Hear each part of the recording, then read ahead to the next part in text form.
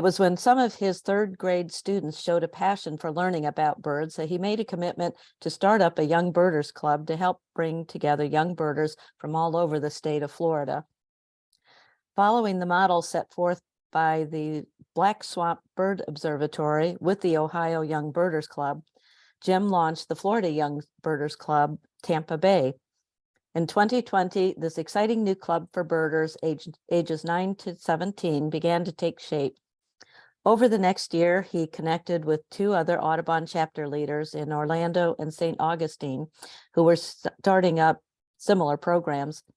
The organization now has grown to have 3 chapters, has created a youth advisory group, and aligned itself with the Florida Ornithological Society. Alexander DeBear is a 17-year-old high school student living in Orange County, Florida. He has been birding for 2 years, and he has always been interested in nature and science. His goal is to become an environmental consultant in the state of Illinois and would like to work to restore native prairies and wetlands. How's that for a career goal? That's amazing. So I think I'm just going to stop my share and we'll, oops, I have to press exit and then I can stop share. Okay, and then Jim, you can start yours.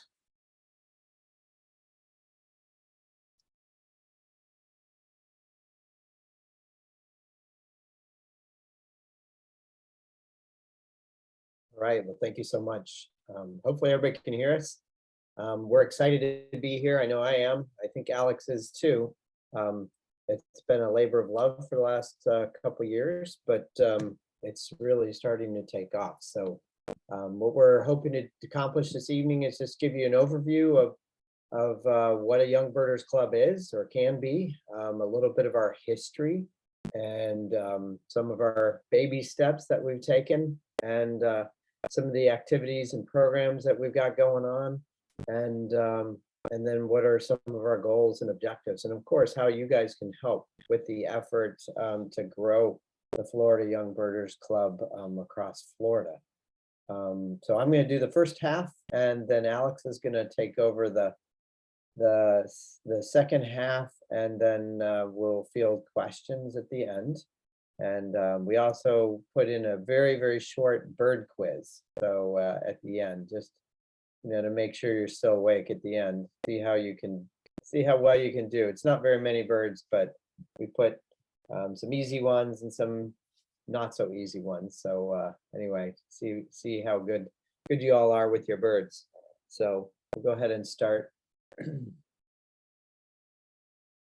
All right, so first things first, what is a Young Birders Club? Obviously you need some young birders, and I can blame this whole initiative on the young birder in the left, Reagan. She's now in 5th grade. She was one of my 3rd graders, super into birds. So I'm like, well, we got to start this, because I didn't want these young folks to lose their passion for birds, until I got better organized. So I was like, okay, we jumped right in. So I had heard about Young Birders Clubs around the country. I'm from Indiana originally. I know Indiana, Audubon had a Young Birders Club, and a good friend of mine had moved to Ohio to actually be in charge of the Ohio Young Birders Club. And they were I think the first one officially to organize such an effort. And it was an initiative of a couple of high school birders who approached the observatory and said, hey, can we start our own club?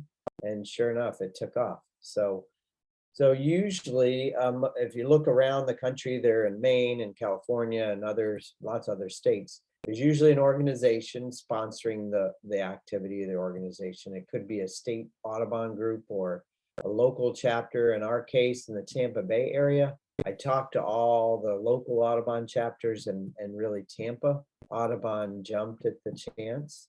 And since my school is in the Tampa area, it made the most sense.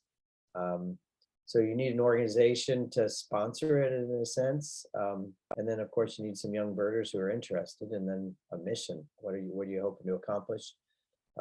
It looks a lot I'd say a junior Audubon society. So we do monthly outings and have programs and that sort of thing.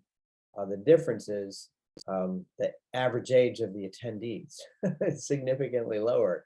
The other objective is to try to connect the kids, especially kids like Alex, as they get into high school, they're considering career paths, and the opportunity to get them to interact with professionals in bird conservation and general conservation fields is something that we want to do. Also giving the kids experience and becoming better birders. So that's part of the draw, is so that they can learn more about birds and get better at identifying birds. And then leadership skills as they get older, get into high school.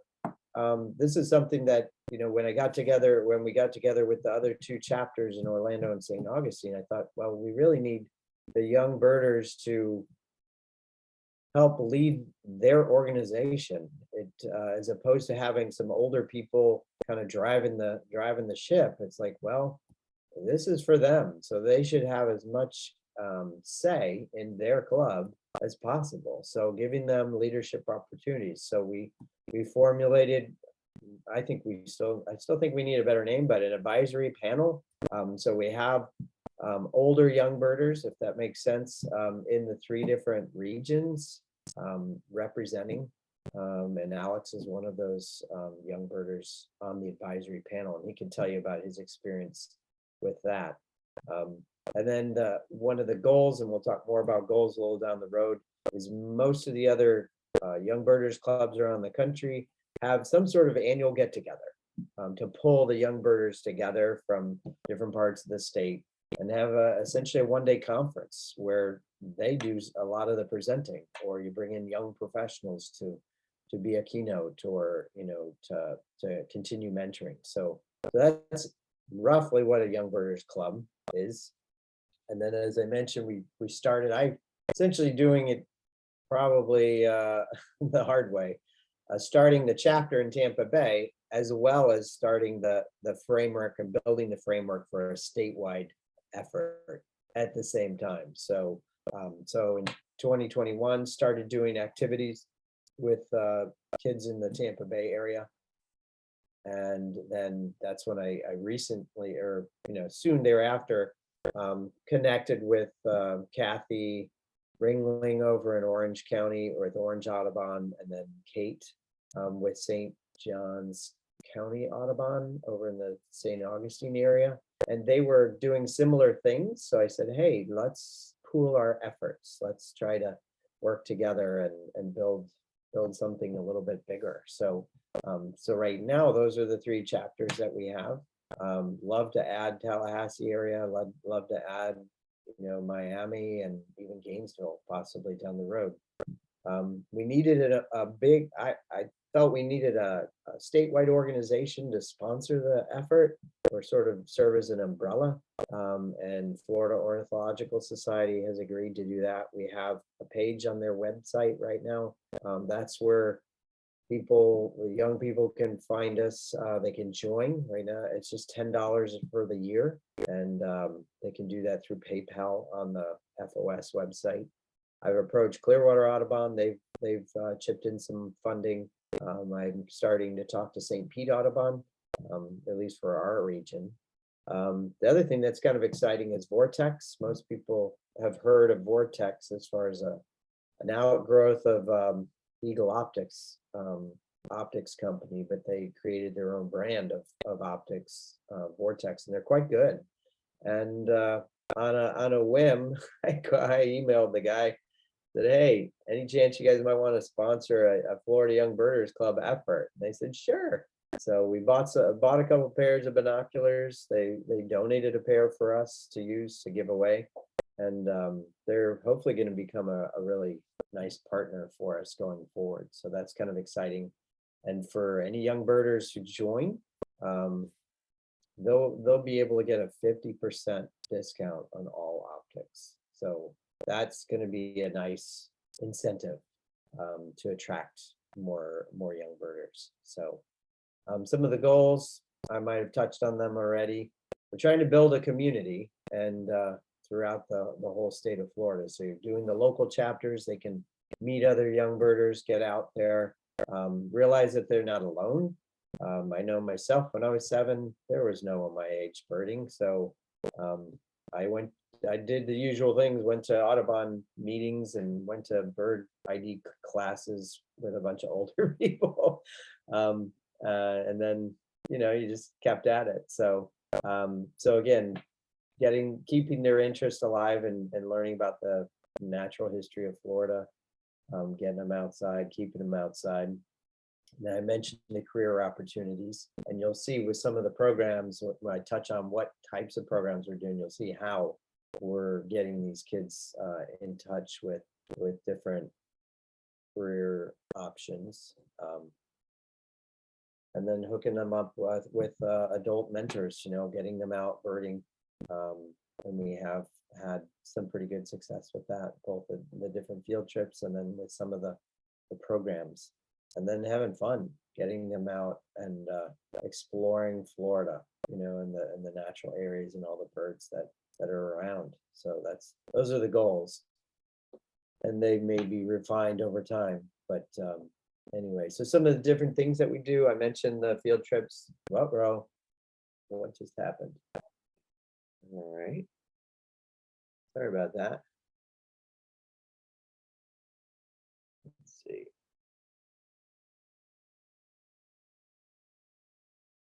There'll be a test at the end, so you're getting a chance to study up. All right.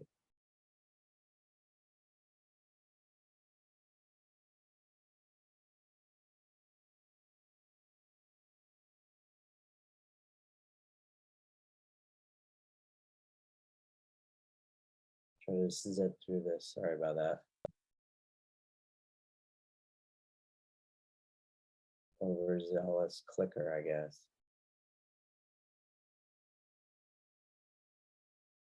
All right. So some of the activities. The field trips monthly. We're doing them monthly. I think the other chapters are doing them a little less frequently. We started, again, this was an initiative of one of the advisory panel members or a couple of the leaders of the Young Birder Club. Start a monthly Zoom program. These young birders, they wanted to hear from expert birders from around the state and also scientists, people who are doing research on different bird species around the state of Florida. So they started this J-Chat program. And as you'll see with our logo and all that, our adopted mascot, of course, is a Florida scrub jay. It couldn't be anything else, really, in my mind.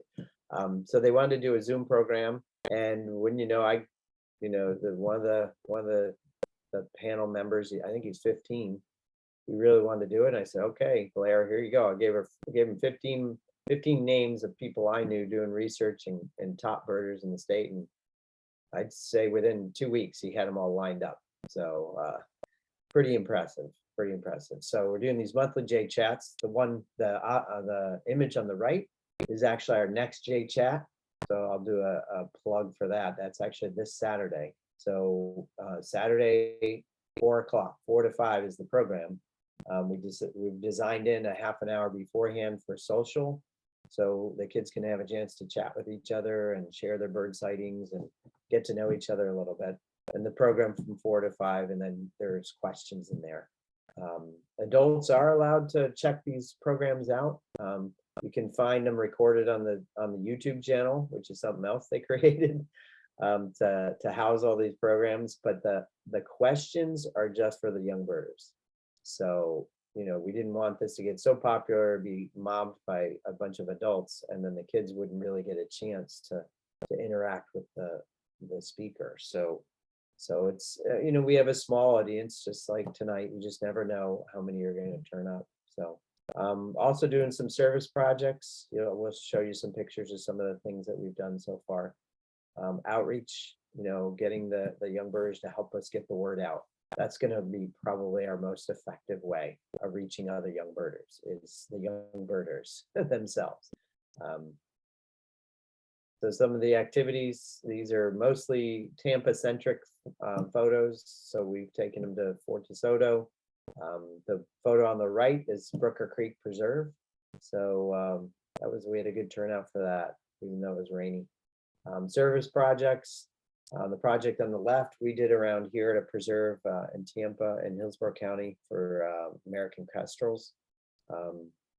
And it turned into more complicated than I had anticipated, but the boxes themselves were donated by a local company, and he did a really great job. He had all the pieces cut, pre-drilled. He even had step-by-step instructions to how to assemble them. So putting them up, if anybody has specific questions about the pivot system, the pole system, that was where it got a little more involved. But anyway, it's kind of cool. The young birder on the right is Blair. He's the one who's putting together and organizing the JChat programs. He did a wood duck nest project, and he does shorebird stewarding, and he's very active, actually very active.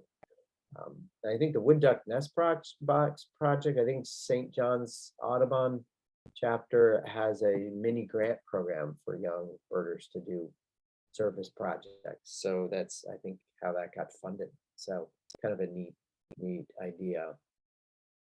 Other activities, I do research on migratory birds. So I band birds locally every spring and fall. So one of the outings was to visit the banding station. So these are all young birders that are members of the club.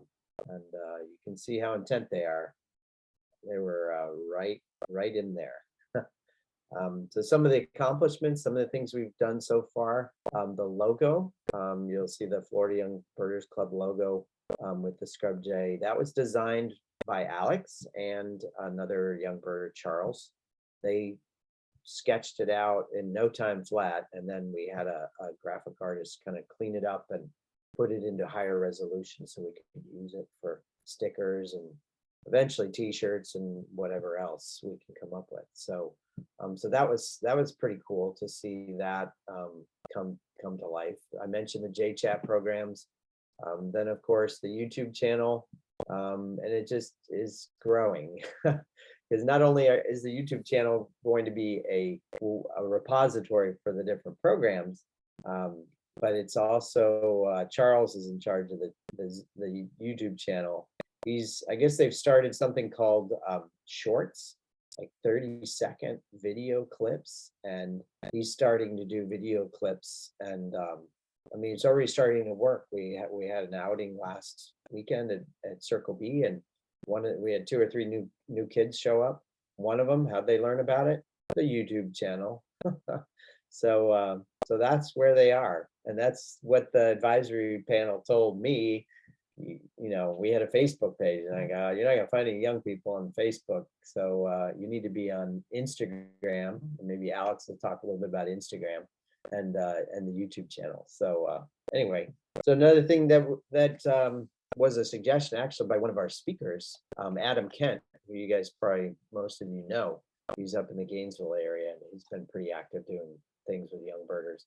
He suggested we have some sort of handout like this. I know my virtual background's messing up. So this is just a little business card, and it's just to be handed out. And on the back is this QR code. Takes them right to the membership PayPal on the FOS website. So the idea is we get these in the hands of anybody who's birding in Florida.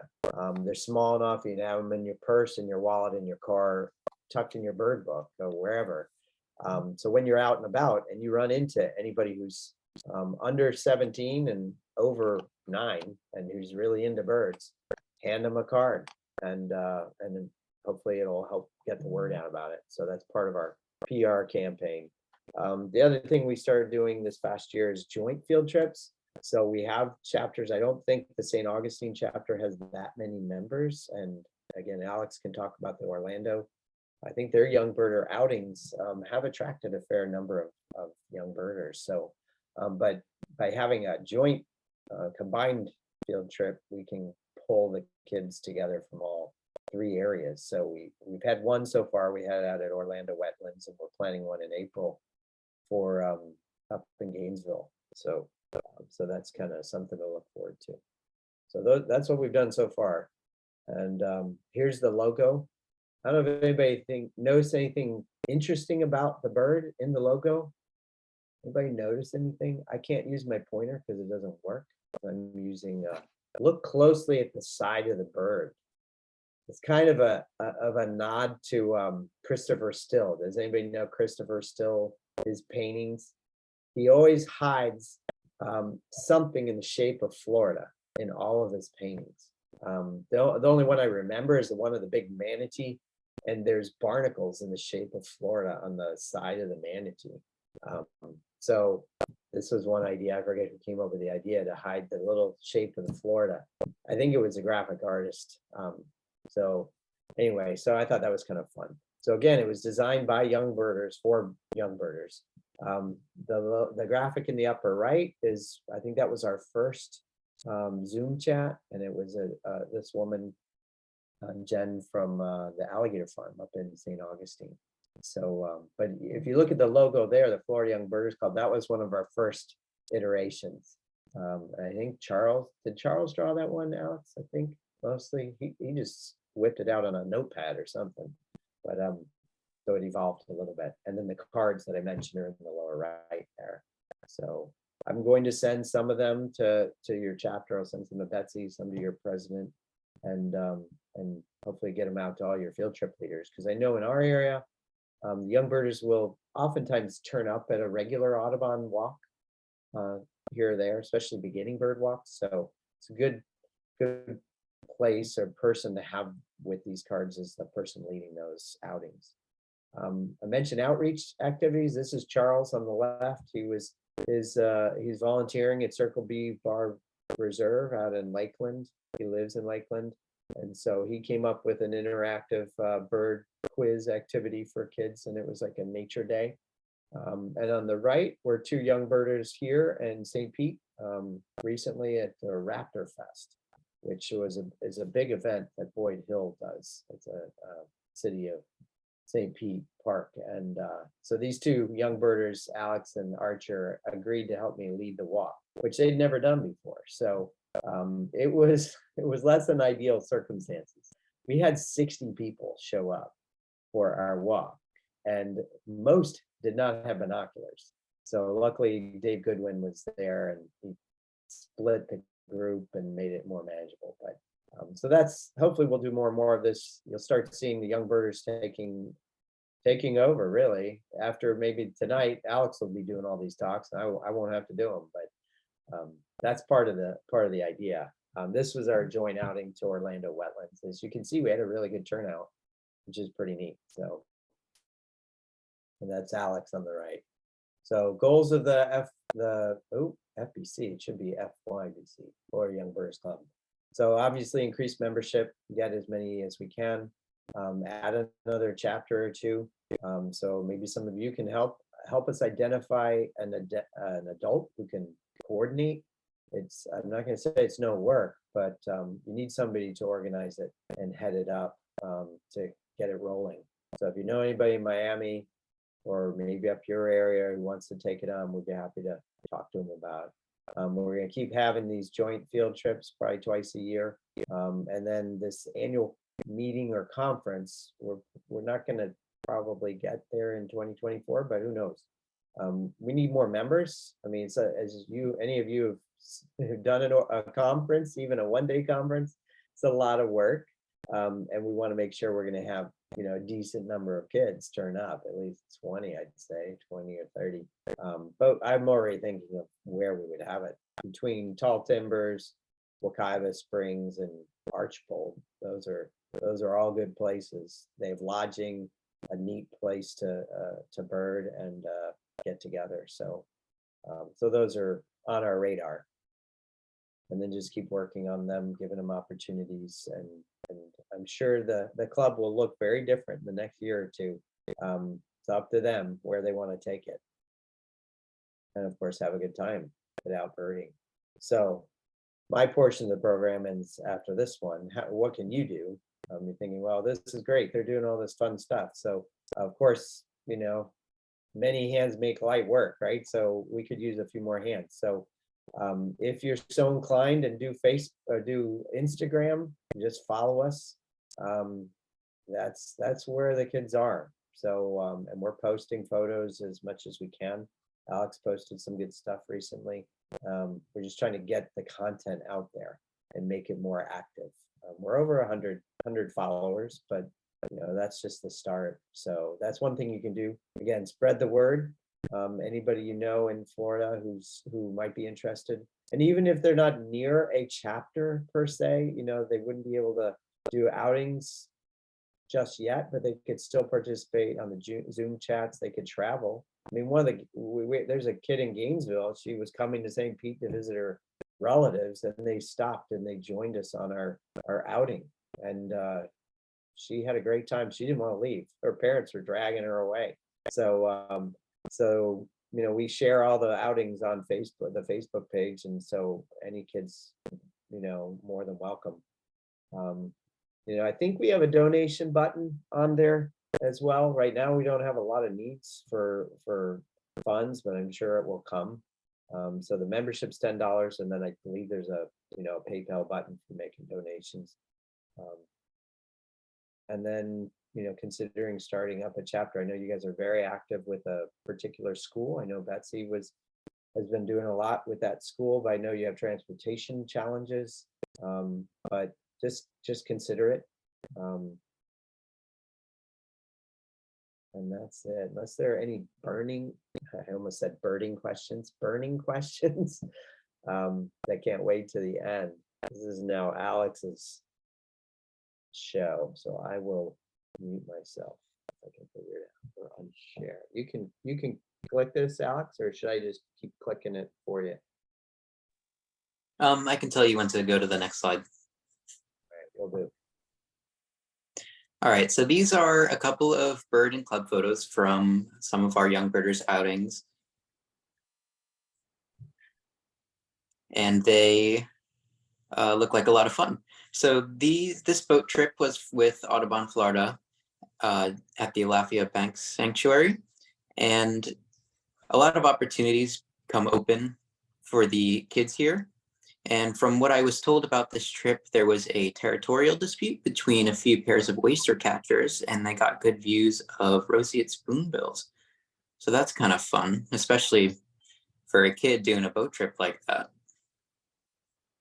And then the next slide.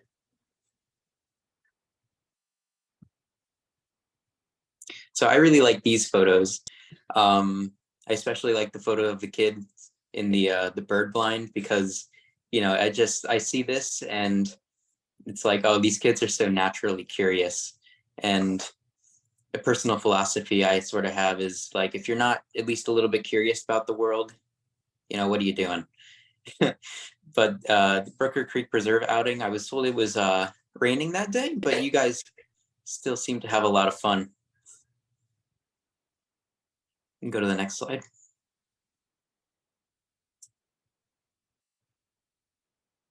So of course you have the Owl Prowl program that was hosted by Jim, I believe, outside of his school at Learning Gate. And he set up a little presentation, and I love the kids with their with their headlamps, totally in the spirit for listening for owls and getting out during the night to listen for the nocturnal birds and creatures. You can go to the next slide.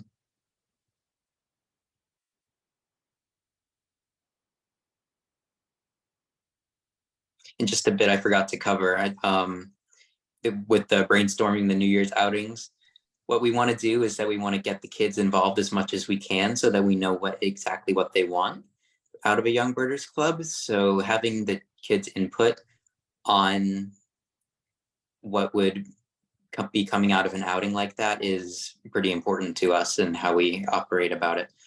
So this was to Lettuce Lake State Park, where they're all on the tree trunk here, and I just love the composition of the way they're set up here. And the few of the photos on the next few slides are from I guess this photographer or photography agency, Live Wildly, out from the Tampa chapter. So the next few slides are from their photos. And you can see Jim with, I believe that might be Reagan or another young birder,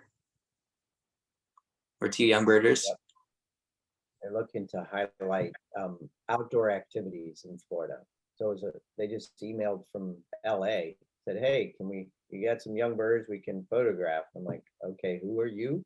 But the Live Wildly program it's legit, and it's kind of an offshoot of the Florida Wildlife Corridor project. So they're trying to brand outdoors activities in Florida. So, we got apparently video footage too, but a lot of the kids are really into taking pictures of birds, and in a couple of cases they don't even use binoculars, they're using their camera. So whatever it takes to get them into birds and keep them interested. That's cool that they got the spotlight for a moment. I mean, you can tell how much fun they're having, and with the concentration too, the sheer concentration. You can see the pair walking in the scrub. Mother-daughter. Mother-daughter. So you've got quality time spent with your kids outdoors. So, of course.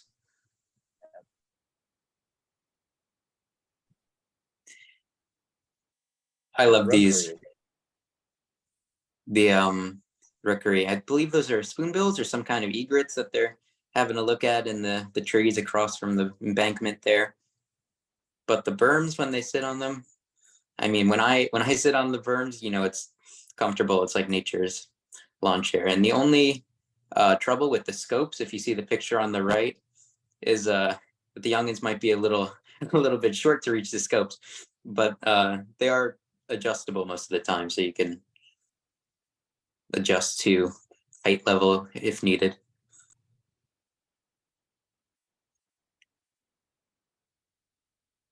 You can go ahead to the next slide.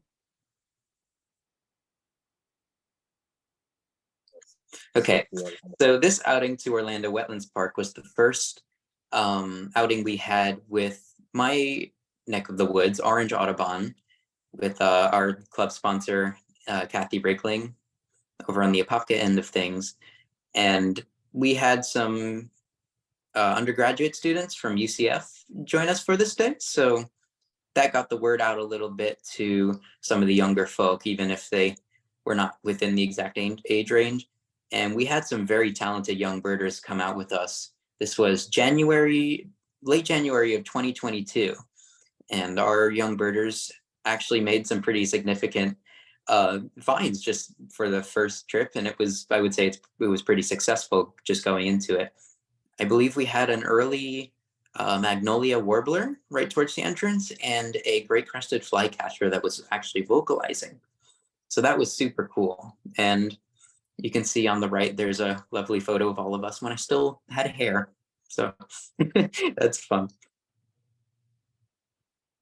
You can go to the next slide.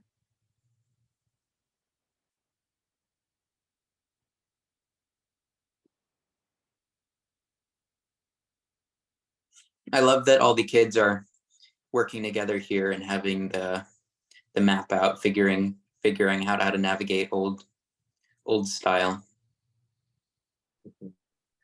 I didn't tell them which way to go. I said, you guys figure it out. And we had a map, so it was interesting.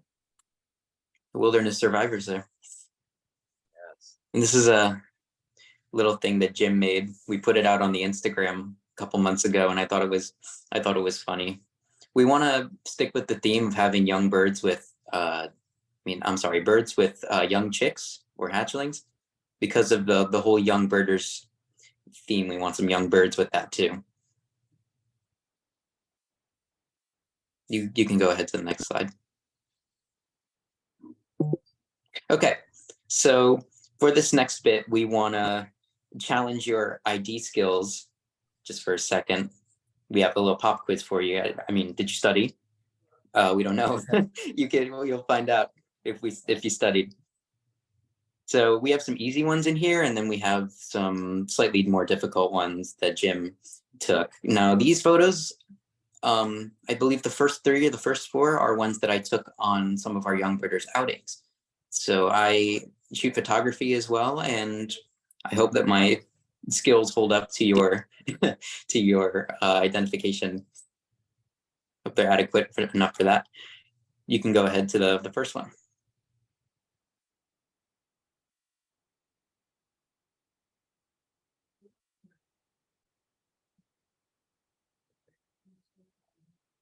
Okay, so this first one is one that I took not too far from my home on one of our young birders trips, so my neck of the woods, really.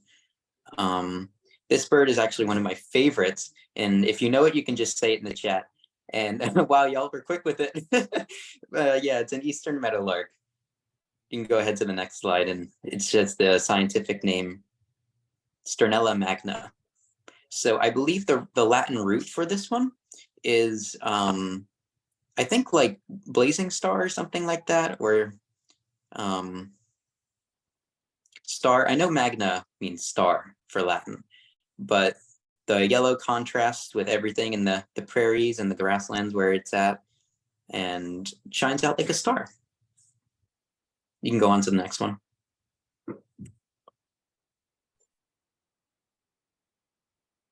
So this next one is one that I took not too far from my home. And if you want a little hint, the name is what the bird's call is. So it sets its own name, a bit like a Pokemon. And again, y'all got it really quick. Yes, it is a northern bobwhite, Colinus virginianus, I believe. That's right. I really like that I got the bird vocalizing, and if you see the orange color in the background, that's not actually a sunset, that's a construction banner. So the next time I went to this location, it was actually mowed over for housing development, which was a bit unfortunate. So as well as getting the word out there for the Florida Young Birders Club, what we'd hope to do is educate young minds on conservation, because you know they're the future of what would be going on in that field. So the next slide.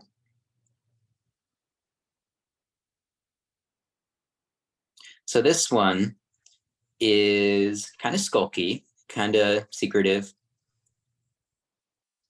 This photo we got on one of our wetlands outings, I believe. Yes, it was later in the year recently. And yes, you did get it.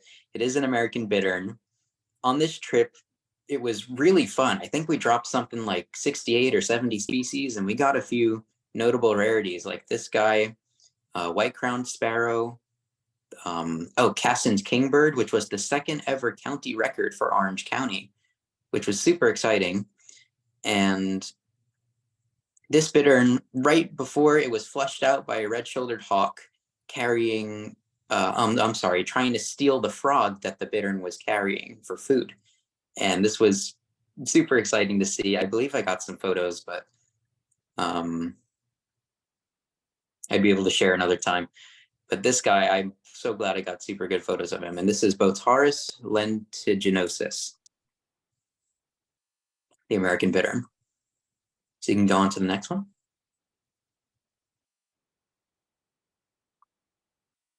This one should be easy. I'm sure you all know this one as a Florida specialty. Yep, that's a burrowing owl. So if you look closely at the bottom left corner of the photo, you'll see that there is actually his burrow that he just came out of, and I was waiting for him. And yes, this is the Florida subspecies. Of course, many specialized species have their Florida subspecies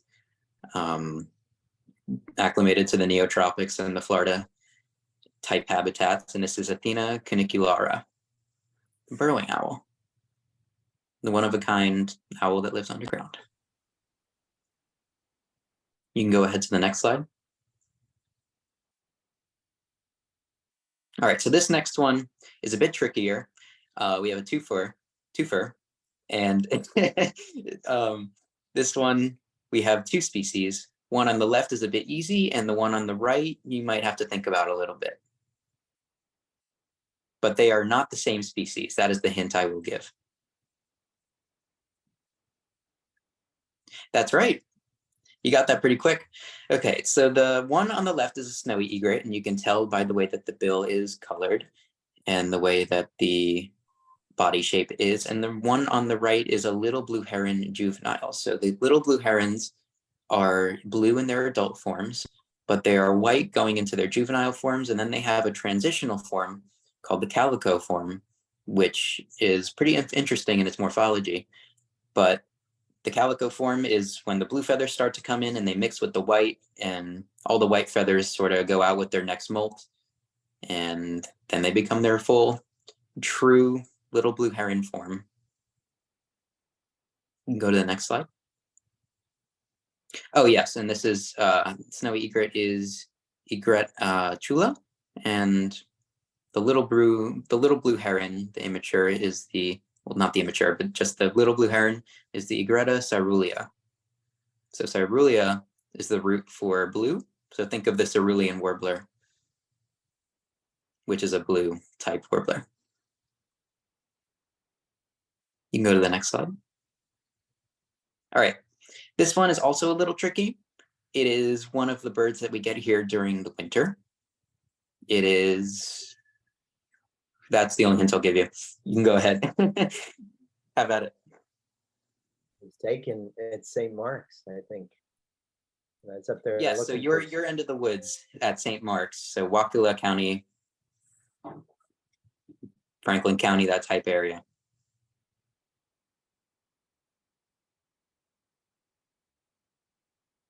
You guys weren't so quick with this one. I could see this one's kind of stumping you guys.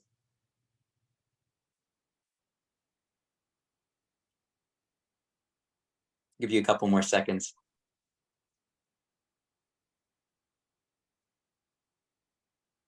So this one is actually a spotted sandpiper in wintering plumage. So you usually know the spotted sandpiper as a bird with those diagnostic spots. And in the wintering plumage, they lose those type of colors. So they get a whitish wash down the belly and the breasts and the flanks, which are the sides of the bird. And they assume this type plumage, which can blend in with a lot of the other sandpipers at the time during the wintering months. And then they assume their molt back into their spring plumage, their breeding plumage, when late winter comes around, which is about this time. And you should be seeing them right now with the type plumage, or the transition at least. And this is Actitis macularius. I hope I said that right. And I think that was the last one for this, the last bird for that quiz. You can go on to the next slide.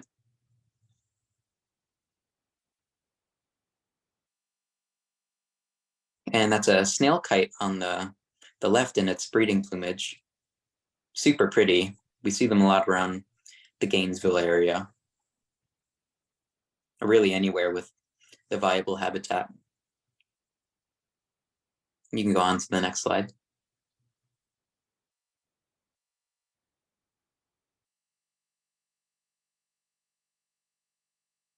All right, I believe that was it. So if you have any questions about the Florida Young Birders Club or any of my birding antics or what it's like to be a young birder, go ahead. Or if you have any questions for Jim about how he formed the club or any sort of thing, because he's the club sponsor after all, so he would know a bit more than me. But if you want your input from a young birder, or what it's like day in the life maybe, or what it would be like working with the kids that I have sort of worked with and recruited into the young birders scene, have at it. You can type it in the chat. So where was the quail? The quail was on it wasn't on any young birders trip, but it was actually a block away from where I live in my new house. So it was in an empty lot. Well, not an empty lot. It wasn't empty at the time, but it was a pine flat woods that was fire reliant. And I believe that it was a wildlife management area at one time, but it was bought out or something like that, where the permissions changed and the city bought it out, or the developers or whoever was doing the housing development there bought it out and started mowing over all of the habitat there. So the next time I went, it was just, lawn, no more habitat, no more undergrowth, no more old growth pines. It was just gone, which was pretty sad to see because, no more bobwhites. But they're around, they're in and around here. You just got to find little pockets. So Alex, do you live in Apopka or you're Orlando proper? Where are you? So I'm in a town called Horizon West, right below the town of Oakland, which is underneath Apopka. So I live just a little bit away from the wildlife drive, and I think I'm in between these two preserves. Oh, Lake Louisa State Park and Tibet Butler State Park are the two closest ones to me, which both have excellent habitat for the bobwhites. So I'm in that area. What does this say here? I think the next question was asking if parents can stay when you do outings. Yes, for sure. We have a lot of the parents that accompany us on the trips, just supervise and look after their kids. But the teenagers, when we do have them, they come on their own and usually stay in their own little groups. But yes, the chauffeurs, of course, because my parents still cart me around occasionally. You could ask live if you'd like. You can unmute if. Yeah, it's a pretty believe you're small group, allowed. so as long as people don't start jumping in on top of each other, I'm totally fine with it too. Yes, for sure. Hi, So- Jim. My name is Leah, and this is my husband, Matthew. Hello. I've actually known of what you've been doing for about the past year and a half. I homeschool our kids, and we started a bird study that has taken off more than I ever thought it would. Where our kids are IDing things I don't even know what is happening. I mean, it really has taken off. I talked to Kathleen maybe about 8 months ago. I was really interested in starting a group in Tallahassee or in the outside areas. But at that time, I didn't feel like my husband and I could really commit to it. So I'm grateful that Kathleen, that you've put this talk together and that we're able to meet you in this kind of way, because we're still interested in getting together and starting a group. So I would really just like to know how or who we should contact to find out what we can do. I'd be happy to talk to you offline or what have you about. It sounds like you've done the hard part first. You've got kids. Right. I don't know how many you have, but that's a big part of our struggle, is getting the word out to them. Even though I work at elementary school and I have students, it's a rare kid that's really super passionate about birds. And I've been kind of cagey about promoting it at my school, because to be honest, I don't want kids that are brought by parents and the parents are kind of forcing them into it. We want the kids like Alex or Charles or some of these other kids who are dragging the parents to us. Right. Does that make sense? So so it's the caliber, and that's the other thing that's kind of tricky about the age range. If you look at other young birders clubs around the country, they're mostly middle and high school. They do not go down to 9 years old. I mean, I did it because I had kids in 3rd grade and they're 9, or at the beginning of 3rd grade, they're still 8. But it creates a different dynamic when you get, and I'm still figuring it out with some of these outings, because I would love to be birding all day with high school kids. But when you have 9-year-olds, their attention span's about an hour and a half, maybe 2, depending on the kid. It's a rare kid that would want to be birding, what I would say, hardcore all day. So what happens is you have a mix. You have almost two groups, and if you had more leaders, you could split them, or it's just more work. But so you have the older kids. So that was the other impetus for starting an advisory panel. We had that one you saw in that picture, the kids that led us late. You saw Charles standing. He wasn't standing on the log, but he was as tall as the kids. So you have a 15-year-old he's been very patient. He's not, I wouldn't say light years above skill level wise. He's what the younger kids are, just younger kids. So that's been a little bit tricky. But giving these high school kids a chance to be leaders, mentors for the younger kids, holds their interest. Maybe Alex can talk more about that dynamic, but so that's part of it. I mean, back to somebody else, I forget who asked the question about parents being allowed to stay. For now, with the Tampa chapter, I'm requiring the parents to stay for the most part. Basically, I don't want the liability personally, and that's another reason to do it under an Audubon chapter. It's their field trip insurance covers us when we're doing outings. But it would be great to be able to take high school kids on an all-day thing, and it doesn't make sense to drag the parents along on that. But until we get the resources and the adult leaders, we're going to need to do criminal background checks on the leaders so that parents are comfortable leaving their children with us, and vice versa. So that's something that we're still kind of feeling our way out. I don't know if that's probably more information than you wanted, but it's yeah, it's even better when the parents are birding with the kids. So you got the duo or the trio there with them. I mean, for our children, our daughter actually just the things behind us. Today's her 13th birthday. And our son is 11 there. Yeah, thank you. So, I also had those concerns because I personally didn't want to be with elementary age kids. I work better with middle and high school kids. We both also volunteer at Birdsong. Matthew does the fire management program, and I do the field trips that come. And I do prefer the older kids. We're really open to anything, more selfishly to get our kids around other kids who like to bird. And since we're not in a public school program, it's a great thing that we can do. But again, we can talk offline. Just wanted to say thank you and that we are still interested. that's great. So from what I've observed personally, the kids, if you have kids within the same age ranges, like teenagers, like late age teenagers, like 16, 17, or 13, 14, even 9, 10-year-olds, they typically tend to stay in their own little groups. That's just what I've observed naturally what happens. So it's not as though these older kids or these younger kids are being forced or being lumped in. It's just a matter of who's attending and like the dynamic that happens in the field and what happens on that field trip in particular.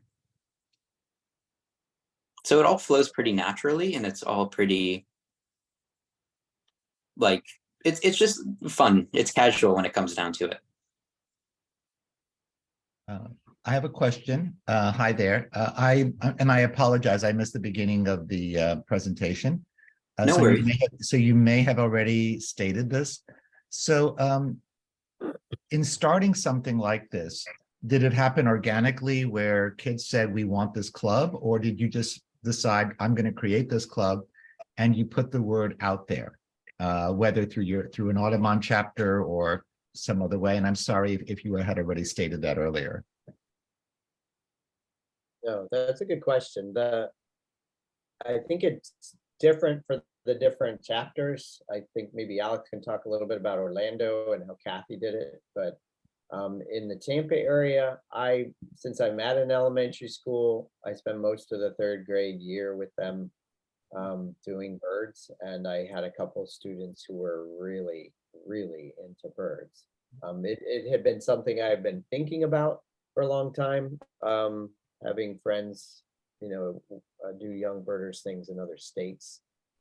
It's something I had wanted to do, but to be honest, I waited probably 2 or 3 years longer than I had wanted to because I didn't want to take it on myself. And I actually had a friend who was going to do it with me. He bailed, and I'm like, dang, you know. So once I had those students who were just so into it, I said, well, I got to start this. You know, what am I waiting for? So, but it's been really nice to have the adult leaders over in Orlando and St. Augustine, you know, as other adults. They're I shouldn't say struggling with the same thing, but they have the same objectives. It's been nice to have, you know, I don't feel as isolated and just trying to pull it all off with one myself. So, I mean, we certainly have needs. I mean, we have some parents who are helping a little bit here and there, but like social media is pretty much killing me, to be honest, you know, between Instagram and all this other stuff. Don't even mention Twitter, or He has me TikTok. taking But care of that now. yeah, that's what I'm hoping these high school kids and these teenagers, that's they're digital natives, so they can help us with that. But I think there's different sparks really for what starts it. But I think every Audubon chapter I've ever been involved with has wanted to reach younger audience, but just didn't know how to do it. And to be honest, when I moved to this area 18 years ago, I got the chapter presidents together for Tampa, St. Pete, Clearwater, and told them I wanted to do this. It was interesting. I wish I recorded the conversation, but they were all attempting to do different young birder type things, and they didn't want to work together. And I thought, well, pretty short-sighted is what I was thinking, because there aren't enough for one chapter, at least in our area, for any one of those chapters to be successful. And sure enough, several years later, I mean, they're all not really doing it. So by taking the entire Tampa Bay metro area as a region, I'm hoping that we'll have better success, you know, drawing in more kids. And you'd all be going to the same birding hotspots anyway. So to have that critical mass of kids, if you only have 1 or 2 kids coming on these outings, they're not going to be sustainable. And I did have an early outing once. We had one kid who was 8th or 9th grade, and the rest of the kids were younger. She didn't come back. So, I mean, you know, it depends on the kid. I mean, Alex was saying it flows naturally and they kind of self-select in their groups, but you got to have enough kids. If you're the only 8th grader and the rest are 9 or 10, you don't relate very well to that age group. So that may be why some of the young birders clubs around the country do a smaller range in age. That may be a big reason why. That and their staying power. So anyway, hopefully I answered your question. I thought it was interesting how he phrased that question when he asked if it went it flowed naturally, because that's sort of how it was for me personally. So when I first started doing Audubon, when I first started traveling with Audubon, I was with Volusia County Audubon, which was I believe the name's Halifax. Yeah, Halifax River Audubon. It was the name. And when I was doing the Merritt Island surveys with them, I was with a group of people. I was the only 16-year-old in a group of people that were old enough to be my grandparents. So of course I stuck out like like a sore thumb. And they're like, after a little while, they were like, yeah, we need to get you acquainted with some people we know. So in my neck of the woods, Orange Audubon, they had me connected with Kathy Rigling, our Orange County sponsor, and she was like, we're starting up a young birders club, after I had been on like some of the Wekiva surveys and the Lake Apopka type trips with them, and they're like, we're starting up a young birders club, we would love to have you join. And then that was my basic introduction to you, Jim, and Kathy, and then Kate up in, I believe, St. Augustine. So it did flow pretty naturally. It was more just a progression. And it all happened pretty fast.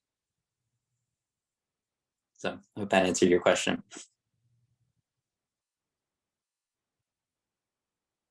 Are you guys supplying binoculars? Do the kids have their own binoculars? You bring a scope with you as a leader? Well, So I'm sorry, Jim.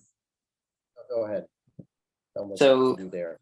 personally, for our Orange County group, we're a nonprofit, so we get some grants and some funds from the higher ups at like FOS. So we have a big bin of loaner binoculars that we can set out to the kids at our disposal that we have. But as a joint young birders club for Florida, I'm not entirely sure. I think Jim would have to answer that question. But just for our Orange County group, we do have loaner binoculars and loaner scopes that people bring along that the kids can use most of the time. And I'm sure it's the same for Jim, but I'm not entirely sure. Yeah, we recently purchased 4 pairs of Vortex binoculars that are smaller, 8x32s, roof prism binoculars. They need to be small enough to fit their hands. So, and actually Charles, one of our young birder leaders advisory panel members, that's what he uses. So, and like I said, we got a good discount on them. As far as resources right now, the 3 chapters, my goal was to get them all 3 to chip in at least annually to a budget. Tampa Audubon gave us $450 to work with, and then Clearwater Audubon chipped in $450, and I'm still trying to get Price some money out of St. Pete Audubon. But yeah, we bought 4 pairs, and Vortex threw in another pair. I have a friend who gave us a really hammered scope. We could use a well-used, loaner tripod, and then I'd feel comfortable handing it to the kids and let them, haul it around. Honestly, I'm too lazy. I don't bring a scope a lot of times, but it'd be nice if they could have it. And then we have this loaner scope. If we had a decent tripod or halfway decent tripod, then we could loan it out like for a month. Hey, you're gonna go birding with your family, here, take it. It's free. It's a Bushnell, and it works. It's got a 20 power eyepiece, so it'd be a good thing to have for the kids to haul around. But yeah, it was interesting on our last outing we had to Circle B. When the new kids came, they had their own binoculars, but you don't want to disparage anyone's binoculars, and of course they need to be comfortable with whatever they're using. But this one girl, I think she's 6th grade, maybe, Sarah, she had her binoculars are not that good. So partway into the walk, she wasn't even looking. And I said, why? And because she couldn't see anything. Well, because they were crappy binoculars. I didn't tell her that, but luckily we had an extra pair. And it's like, here, try these. Then the light bulb went on. She, oh wow, I can actually see the birds, So she was much more engaged. So yeah, it's pretty critical that they have halfway decent binoculars. But those binoculars are maybe $200, but half of that's $100. So, but I have to schlep them to every outing, and we only have 4. So we get more kids than that. But with the discount for young birder members, if they're active kids, even if they're in Tallahassee, if they join the Florida Young Birders Club, even if they're not affiliated with a chapter currently, they could get the discount. Once we know they're not joining just because of the discount. So I haven't pushed that too much. I mean, we're putting it in some of our PR materials, but we really don't want people taking advantage of it. Just join, get the binocular discount, and then quit. We want to make sure that they're. I mean, it certainly is a good incentive. I'll give you that much. But we do want returning visitors. And of course, I'm always the one on scope patrol, on top of the 5-pound camera and the binoculars and the extra 50 pounds of water and my tripod and everything else for our young birders. Of course, got to take one for the team sometimes when we're out there on our outings. That's character. Any other questions?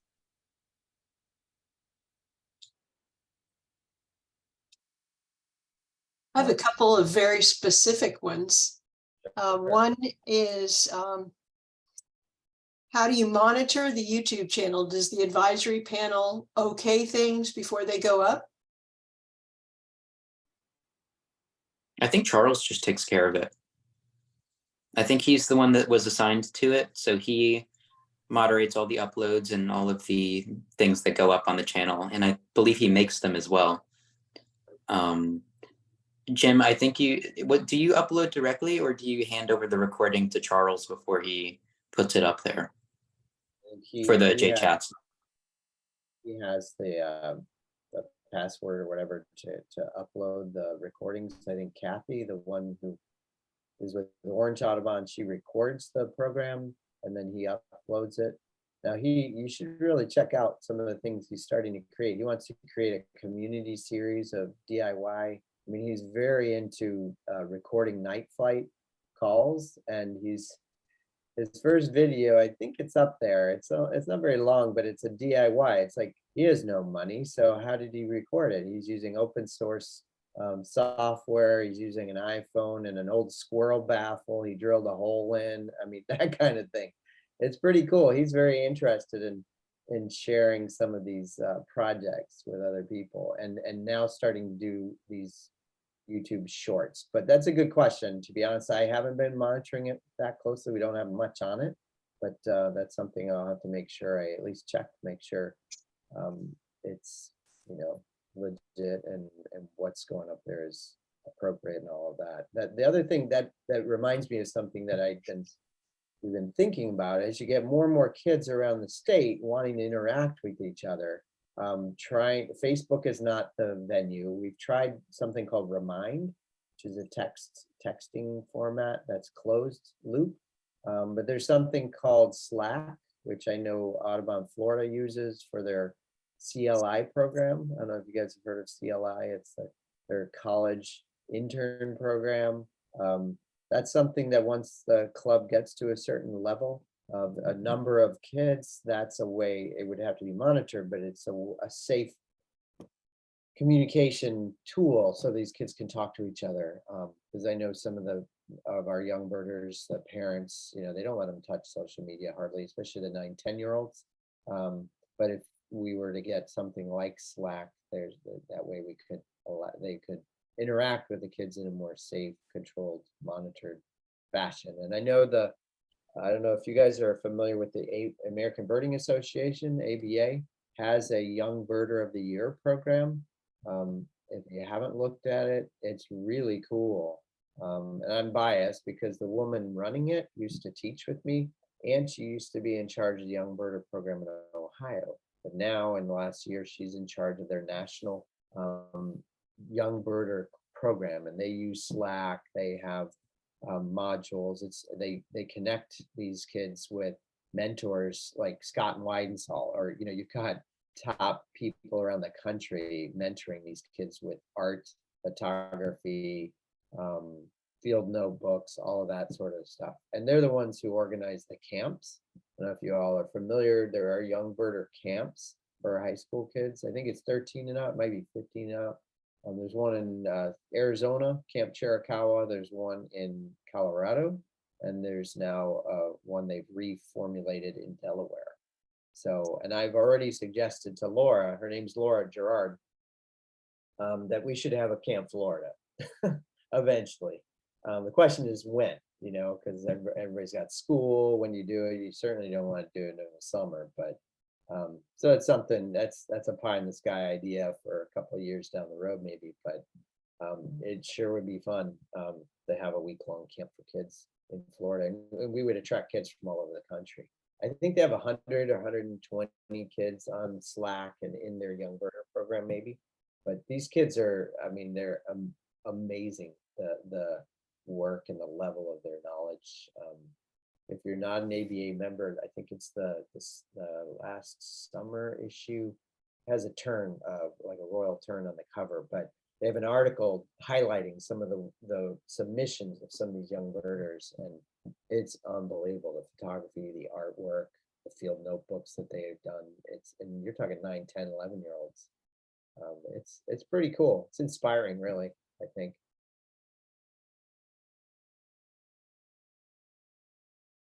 That's one that I've tried for personally, the Young Birder of the Year. And I believe the CLI, the Conservation Leadership Initiative, I tried for it, but I then learned that you have to be an undergraduate student. So you already have to be enrolled into a college to be accepted into the program. So that's something I'd have to do maybe next year if I'm already in school by then.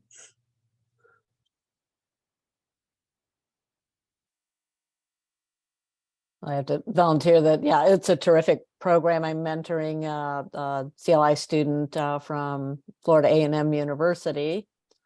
So he's been busy and helping out and doing, and he's also an intern. So we've got a 2-for deal with him. So I do recommend that. And I have to ask, what were those ground doves in that picture, the last slide? Okay. Yes, It's kind of, I think that's what it is. They look really cold. they were cold. It was a cold morning, and it's one of my favorite pictures. They're all I love bundled it. up. And so cute. Well, thank you both for participating in this program tonight and enlightening us all about the Florida Young Birders. That definitely sounds like something we'd like to get involved with, or like to see somebody start up here, and we'll be happy to, I guess, co-sponsor or be a sponsor, but very exciting. Be happy to help you however to get it going. And if anybody knows anyone in Miami or some of these other areas, send them our way. Just Well, one, thank you. But I want to interject one thing because that you're not from around here. The pronunciation is Wakulla. The people downstate often say that word wrong because of Wachula, is it? But anyway, it's Wakulla County, Wakulla Springs. Not Wakula, which is what people downstate often say. My mistake. You said No, it was it's- Wakulla? It's common. Wakulla. Not Wakula. Tomato. Wakulla. Wakulla. Affiliated, pileated. Yeah. Okay, well, thank you all. And we will be posting this on our YouTube channel within a day or two. So thanks again, gentlemen, and appreciate all your information tonight. It was very informative. Thank you for having. Thank you. Thank you, Kathleen. So Yeah, much. thank you very much. I did put my email in the chat, so if anybody wants to contact me directly, they can do it that Oh, way. super. Thank you. Right. Any other chapters? I don't know if other chapters came on the talk. So I'm with Audubon Everglades Oh, in Palm awesome. Beach We County. have- Great. So we'd like to do the talk, wherever, whenever, and I'm hoping this is Alex's first foray, but we get the young birders to do these talks. How many chapters are there around the state? They're all looking for programs, right? 40, is it 46 or 44, something like that? There's a lot of chapters in Florida. Yeah, so they're all looking for programs. So I'm putting us out there again, any way we can to find the kids. And it's fun too. It's fun. Thank you, Jim. Thank you. Thank you, Alex. Night all. Good night. Of course. Thank you.